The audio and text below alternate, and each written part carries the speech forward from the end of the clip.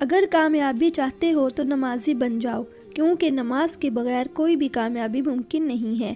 حضرت علی رضی اللہ تعالی عنہ فرماتے ہیں، نماز کی فکر اپنے اوپر فرض کر لو، دنیا کی فکر سے آزاد ہو جاؤ گے۔ حضرت علی نے ارشاد فرمایا ہے، جب میرا جی چاہتا ہے کہ میں اپنے رب سے بات کروں تو میں نماز پڑھتا ہوں، اور جب میرا جی کرتا ہے کہ میرا رب مجھ سے بات کرے تو میں قرآن پاک پڑھتا ہوں۔ جو نماز نہیں پڑھتا وہ سکون کا مطلب نہیں جانتا۔ بے شک نماز سے زیادہ اور کسی بھی چیز میں سکون نہیں ہے، کیونکہ نماز انسان کو مٹی سے سونا بنا دیتی ہے۔ نماز وہ واحد حکم ہے جسے اللہ نے آسمان سے وحی کے ذریعے نہیں اتارا، بلکہ اپنے محبوب حضرت محمد صلی اللہ علیہ وآلہ وسلم کو آسمان پر بلا کر تحفے میں دیا۔ تھوڑی سی تھکاوٹ کے لیے نماز نہ چھوڑو، اے مومن، ان سے کچھ سیکھو جنہوں نے جسم پر خنجر ہوتے ہوئے بھی آخری سجدہ نہیں چھوڑا۔ اللہ کے لیے وقت نکالو اور وقت پر نماز ادا کرو، اللہ تمہاری زندگی سے برا وقت نکال دے گا۔ اپنے بہترین وقت کو نماز میں وقف کرو، کیونکہ تمہارے سب کام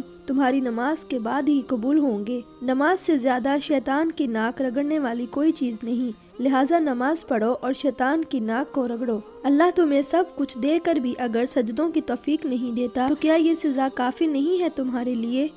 رسول اللہ صلی اللہ علیہ وآلہ وسلم نے فرمایا، ہمارے اور کافروں کے درمیان فرق نماز ہے، جس نے نماز چھوڑ دی اس نے کفر کیا۔ مسلمان اور کفر و شرک کے درمیان فرق نماز ہے، بس تم نماز پڑھو، کیونکہ تمہاری ہر پریشانی کا حل نماز میں ہے۔ صرف جائے نماز ہی وہ جگہ ہے جہاں رو لو تو سامنے والا تماشا نہیں بناتا، کیونکہ تمہاری ہر پریشانی کا حل بس اللہ رب العزت کے پاس ہی ہے۔